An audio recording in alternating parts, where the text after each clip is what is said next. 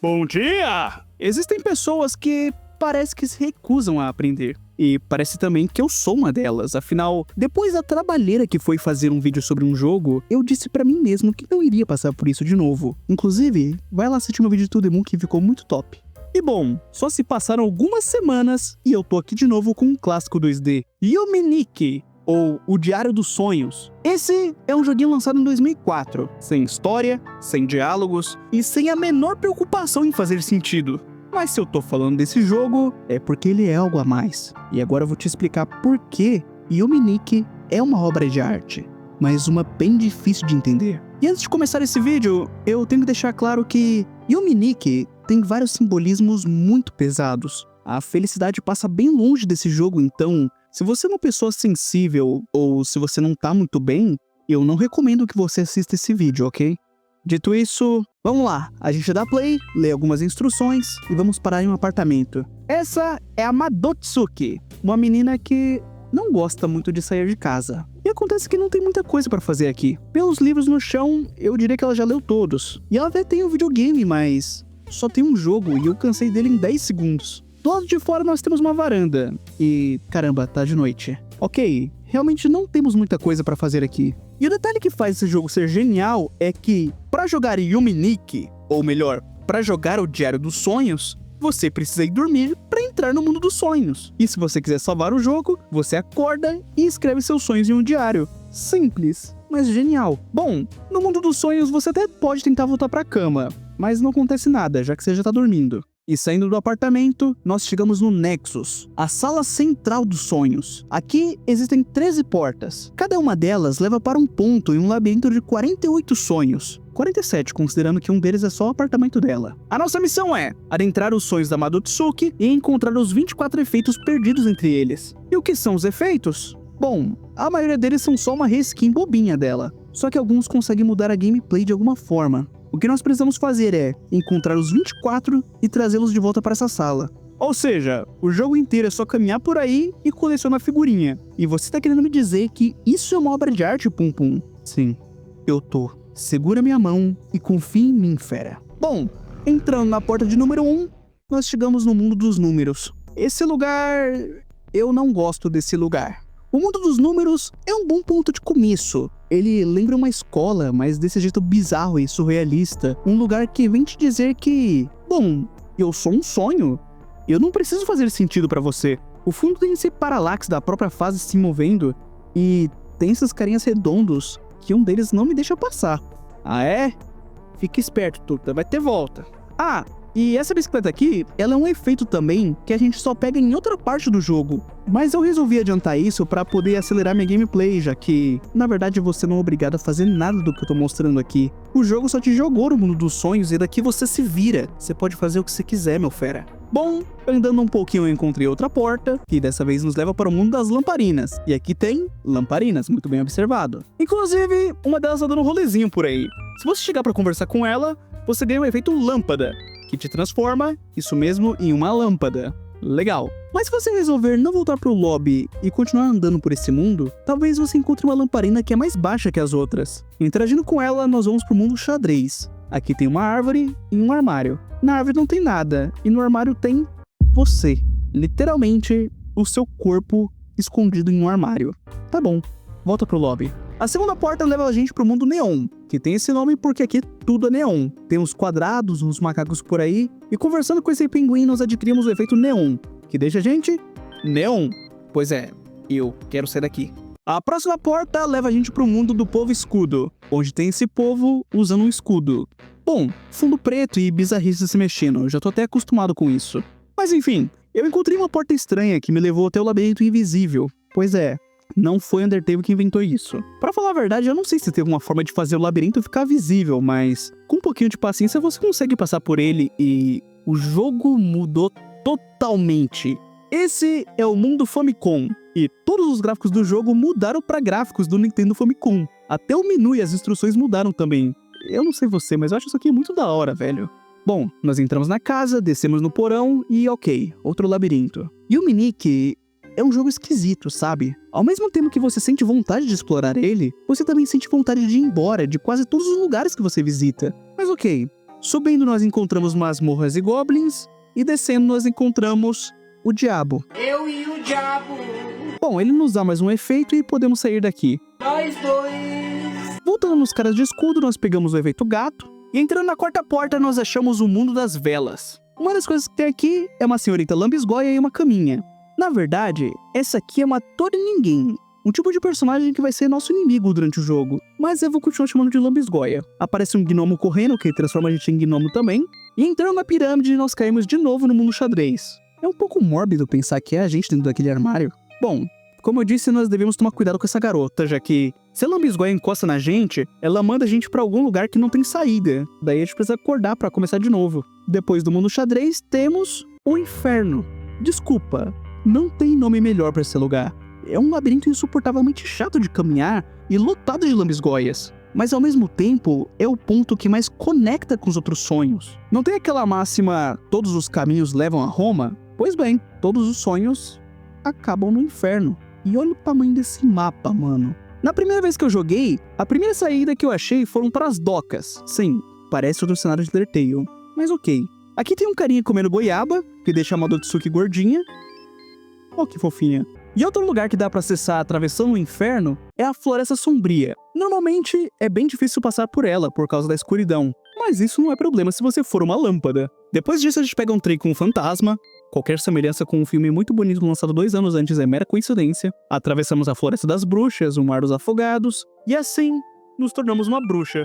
Olha que fofinha. Ajoelhe-se perante a sua nova mestra, meros mortais. Faltam 17. Aí eu brinco um pouquinho com a cadeira da escrivaninha e volto pro labirinto. Dessa vez, eu pego a saída que leva para o mundo das pegadas. Aqui nós temos pegadas e esses carinhas com formato... E se você apertar o botão deles... Ok, eu não vou fazer isso de novo. Sendo daqui, nós chegamos no mundo dos olhos, onde tem, muito bem, veja só, olhos, e nós pegamos o efeito da mão com o olho. O legal é que daqui saímos pela porta número 5. Ou seja, nós demos a volta e agora podemos ir direto para 6. O mundo grafite. Aqui nós encontramos o efeito mais útil do jogo, a bicicleta. Como eu disse, a maior parte dos efeitos são só piadinhas, mas a bicicleta e a mãozinha são muito úteis porque elas fazem você andar mais rápido ou voltar direto pro lobby. Também tem um glitchzinho que dá pra fazer com a cadeira e a bicicleta pra correr mais rápido, e isso ajuda muito a explorar algumas áreas, tipo... O inferno. Bom, daqui nós pegamos um elevador até o shopping, onde achamos uma flauta e mudamos a cor do inventário. E também podemos ir até o terraço. Aqui não tem nada, ou talvez não teria, se eu não fosse uma bruxa.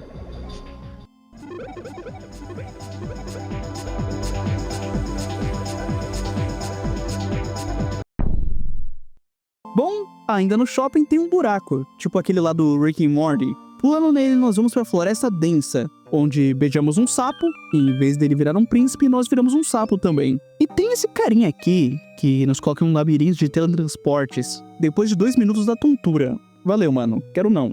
Próxima porta, o Mundo dos Murais, que tem esse nome por causa, isso mesmo, dos murais. Aqui nós achamos 2 efeitos, que é o cabelo longo e o cabelo loiro. E sim, esses trecos são cabeças rolando. Depois disso, andando por aí, nós encontramos uma tampa de bueiro, que leva a gente pro mundo da galeria de esgoto. E eu fico imaginando como deve ser o cheiro desse lugar. Dando um rolê por aí, você acha uns quadros bizarros e o Gasparzinho é de boa na dele. Interagindo, você pega o efeito sem rosto. Olha o que eu sei fazer. Se nós continuarmos andando pela galeria, a gente acha esse cara bizarro, que é uma passagem pro mundo dos cataventos. Esse lugar me lembra muito o grafite, com a diferença que em vez de mitocôndrias aqui tem cataventos. E conversando com esse carinha, a gente aparece de novo nas docas. Lembra onde a gente pegou o evento gordinha? Só que dessa vez a gente não precisou passar pelo inferno. E mais, se você descer pelas docas, tem uma escada que leva a gente de volta pra galeria de esgoto, sem precisar passar pelo mundo dos cataventos. Olha que nó sinistro foi esse. Próxima porta, e pela primeira vez, o Nexus não deixou a gente em um mundo escuro e esquisito.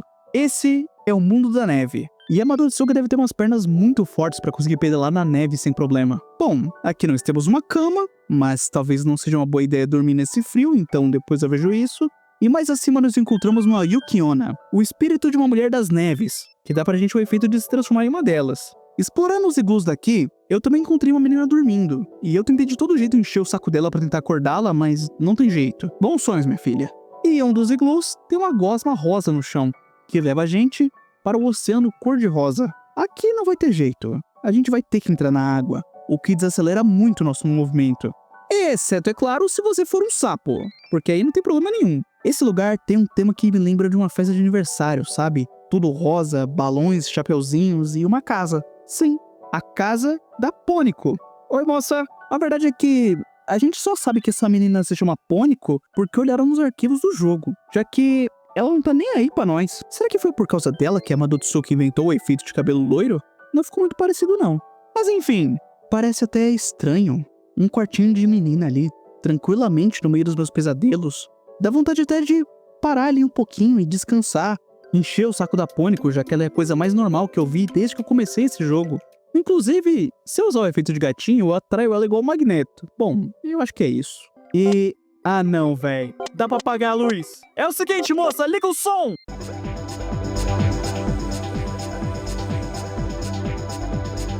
Eita!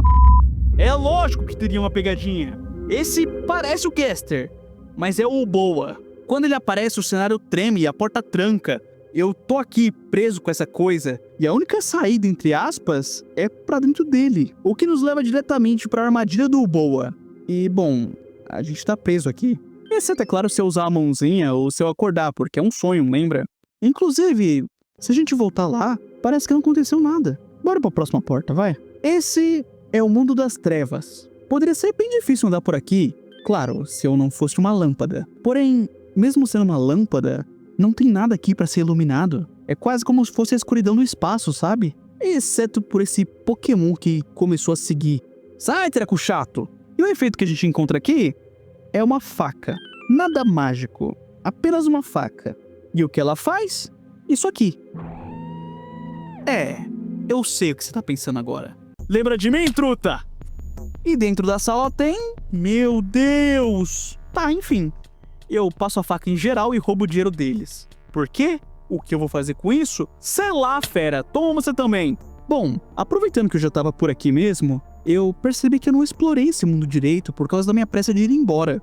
Aí, eu achei essa área com camas e uma parede sangrando. Entrando nela, nós chegamos no mundo da guilhotina.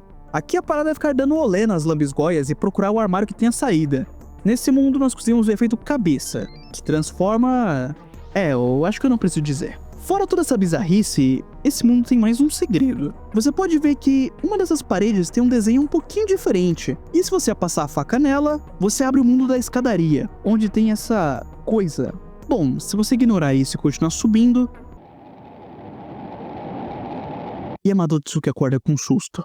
Ok, vamos voltar para o nosso caminho. Subindo o mundo das trevas, nós encontramos uma porta que nos leva pro deserto. Eu não vou mentir, o cenário até que é bonitinho, mas é chato demais andar por aqui. Bom, eu encontro as lambisgoias fazendo uma festa, um maninho de fita rebolante que me dá o efeito toalha, que espirra. E depois disso, eu demorei um pouquinho pra perceber que eu tava perdido no deserto. Aí eu pensei, eu vou acordar pra sair daqui. E a Madotsuki acordou com o pescoço torto por causa do torcicolo. Olha que coisa. Bom... no mundo dos sonhos está começando a amanhecer, ou seja, a nossa aventura está se aproximando do fim. Voltando para o deserto, eu pego outro caminho que me leva até um assentamento, e aqui algumas casas têm uma porta aberta. Se você inventar de entrar nelas, você vai ser vigiado até sair do mundo dos murais, ou seja, outro nó. Agora, conversando com os carinhas tristes, um deles vai te mandar para o mundo do Famicom. Mais uma chance de você olhar todos os efeitos com um sprite diferente. Explorando essa região, nós encontramos uns carinhas que mandam os números aleatórios, e adquirimos o efeito Squish Squish, que faz isso aqui. Agora, se em vez de ir pro assentamento, a gente continuar subindo no deserto, nós vamos encontrar uma escadaria. E ela subir isso aqui de bike é a prova que a Madotsuki nunca pulou um dia de perna na vida. Esse lugar é o Jardim do Céu, com toda certeza o cenário mais bonito do jogo. De novo, dá até vontade de parar aqui um minutinho, mas nós temos que seguir em frente. Se a gente entrar pela porta e tocar alguma das flores, o Jardim do Céu se transforma no mundo fantasma, onde nós conseguimos um lenço triangular. Você já deve ter visto isso em algum fantasma de anime. O que ele faz é te deixar invisível para os inimigos, o que teria sido muito útil contra aquelas lambisgoias. Inclusive, eu descobri agora que o espírito da Yukiona faz nevar. Legal. Vamos lá. A gente anota no diário, volta para o Nexus, e agora faltam só 4 efeitos. A próxima porta leva a gente para o mundo das poças d'água. Eu não tava sentindo nem um pouquinho de falta desse fundo preto. Aqui nós encontramos o guarda-chuva, e o poder dele é fazer chover. contraditório, eu sei. E andando mais um pouquinho, nós achamos uma porta, como se fosse uma saída do metrô, que leva a gente pra uma estrada na floresta. Eu tenho quase certeza que foi por aqui que a gente conseguiu o efeito do sapo. E aí, mano? Andando pra direita, começam a aparecer essas coisas na tela, até você perceber que a rua é infinita. Mas se você voltar, o cenário muda totalmente. Aquele carinha lá sumiu e deu espaço pra um acidente de trânsito. E aqui, a gente consegue o efeito semáforo. Ele é engraçadamente tosco e faz os NPCs congelarem. Bom, a próxima porta leva a gente pro mundo dos cubos. Aqui a gente consegue usar o banheiro. Não pergunte por que a Madotsuki tá usando o banheiro masculino. E também não tente usar o banheiro em um sonho, é uma armadilha. E bom, aqui nós encontramos o efeito Touki Kashikol. Agora falta só um efeito. E você pode pensar que ele tá na última porta, certo? Não. Essa porta leva a gente pra floresta, onde a gente pegou o efeito do sapo. Agora, se você tá esperto, você ainda tá pensando naquela cama do mundo de gelo. Então, ela é uma das 5 camas espalhadas pelo mundo dos sonhos. Toda vez que você entra, uma delas vai te levar pra escadaria. E sim, a cama do quarto dela também conta. Enfim, descemos as escadas, ignora aquela porta, senão você vai parar no shopping de novo, e nos deparamos com um problema. O caminho tá pegando fogo. Ou seria um problema se eu não soubesse fazer chover, não é? E o último efeito a gente pega com esse carinha, que é... isso aí. Sou um merda, meu irmão. Tá aí, missão cumprida. Mas antes da gente entregar os efeitos, vamos explorar mais um pouquinho esse lugar? Se a gente subir as escadas, saímos de volta na nossa cama. Agora, se a gente der a volta no galpão, nós chegamos em uma espaçonave. E tem esse carinha tocando piano. Esse é o professor Masada. De primeira, ele não interage com a gente e até fica com medo se a gente pegar a faca. Mas eu não vou fazer nada. Ainda. Bom, a saída simplesmente sumiu. E o outro cômodo parece ser só um quarto. Talvez dormir aqui me leve para outro lugar? Eu acho que não. De início, a Madotsuki não se sente confortável em pegar no sono. E eu meio que entendo ela. Mas, quando ela finalmente dorme, a nave cai. Agora, nós estamos em Marte. Mais um lugarzinho para dar rolê. Bom, em Marte, nós podemos usar o gato para atrair OVNIs ou usar o Gnomo para entrar nesse buraquinho. Bom, em Marte nós sabemos que não vai ter nenhum efeito, afinal a gente já pegou todos. Mas eu achei essa criatura. Ela tá ferida e sofrendo. E não importa o quanto eu tente, eu não consigo acabar com o sofrimento dela. Eu acho que é isso. O sol tá quase nascendo e tá quase na hora de acordar. Eu faço a minha última anotação no diário e agora eu vou me livrar de tudo. O sapo, a mão, a lâmpada, até a minha querida bicicleta. Todos os meus tesouros que só existem aqui. E quando eu finalmente coloco o último deles e acordo, bom, não mudou nada. Afinal era só um sonho, não tinha como alguma coisa mudar. Mas agora, eu também tenho que lidar com o fato de que eu não tenho mais nada pra fazer. Porque no mundo dos sonhos eu já fiz tudo o que eu podia. Eu já explorei cada canto, eu já conheci cada pesadelo. E lá não tem mais nada pra mim. E aqui, no mundo real, eu também não consigo sair por aquela porta. Porque depois dela, todos os meus pesadelos serão reais. E não tem como eu possa fugir deles. A única coisa que eu ainda desejo de verdade é só voltar a dormir. Mas talvez dessa vez eu finalmente consiga fazer isso pra sempre.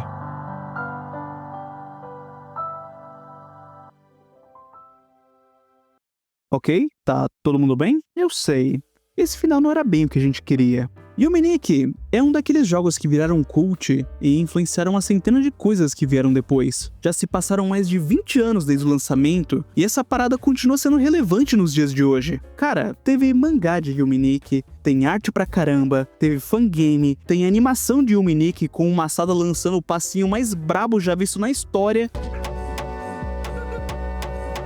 E eu sei que eu disse que eu explorei todos os cantos de todos os mundos, mas é mentira. Ainda tem um monte de sonhos e eventos que eu só não consegui colocar nesse vídeo. Tipo, eu falei da Pônico, mas também tem o Deserto Branco, onde fica a Monoe e a Monoko. Interagindo com elas, uma julga até a sua alma, e a outra vira uma Beyblade. E eu sei que você deve estar pensando, o que significa esse jogo?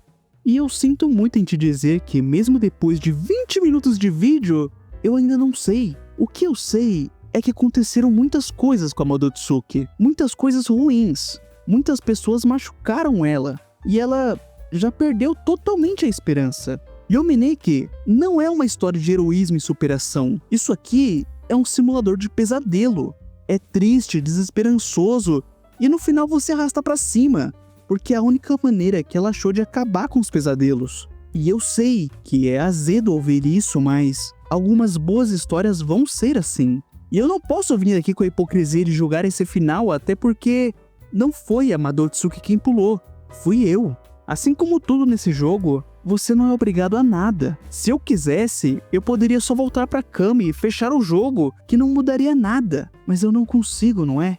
Enfim, eu recomendo muito que você vá jogar Yominique. Você sempre vai achar alguma coisinha nova toda vez que você abre o jogo. E antes de acabar esse vídeo, eu quero agradecer ao Converting Mindings. Esse cara fez um guia gigantesco sobre o jogo e deixou eu usar algumas cenas dele. Valeu, mano! E quero agradecer aos membros do canal, que são as pessoas mais fenomenais do planeta Terra. Muito obrigado, galera. E quero agradecer você que me acompanhou até aqui. Muito obrigado. Eu acho que é isso. Valeu! Falou!